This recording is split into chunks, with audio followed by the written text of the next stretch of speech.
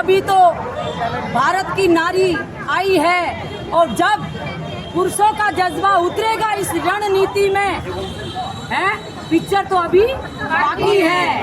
सोच समझ के उठाना कदम, सोच समझ के उठाना कदम। हम भी झांसी की रानी हैं, हम भी झांसी की रानी हैं। जय भारत, जय भारत।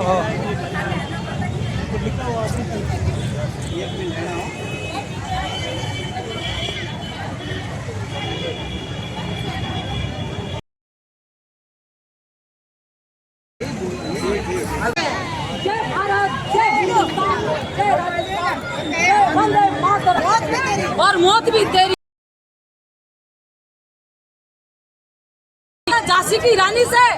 और हमारी दो नारियों ने तेरा छक्का छुड़ा दिया पाकिस्तान वालों। भारत माता की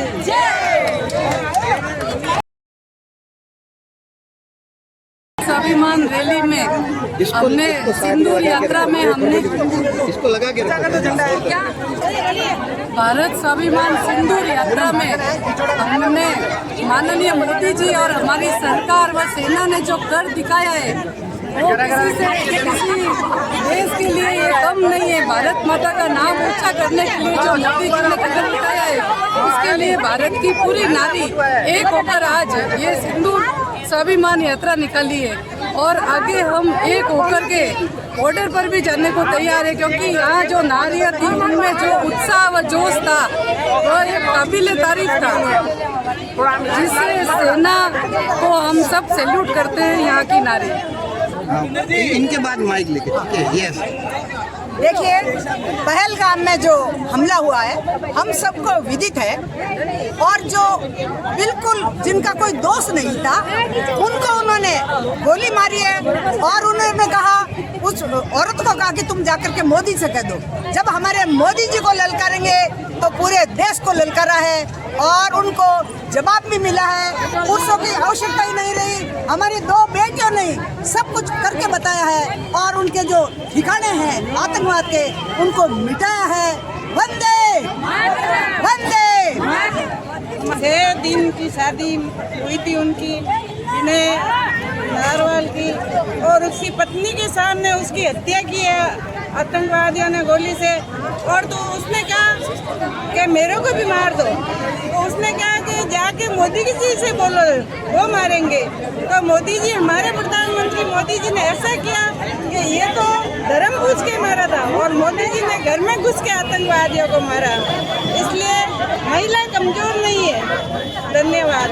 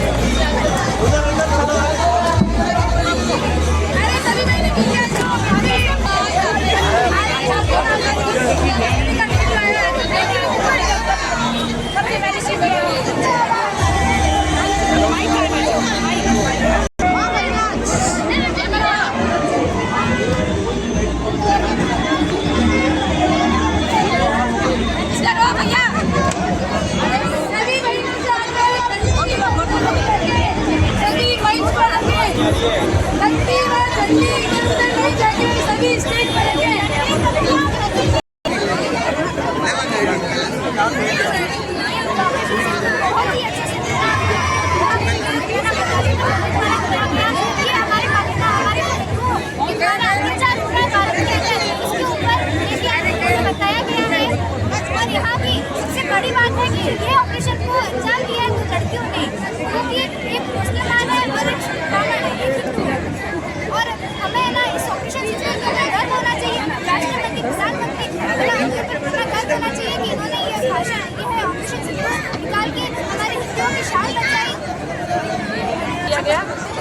बहुत ही गौरवान्वित है कि हमारी सेना ने अदम्य पराक्रम दिखाते हुए शत्रु के घर में घुसकर मारा और उसे पता भी नहीं चला, और उसकी जितनी भी सैन्य ताकत थी जिसके दम पे वो बड़ी बड़ी डींगे हाँक रहा था, वो सब नेस्त नाबूद हो गई।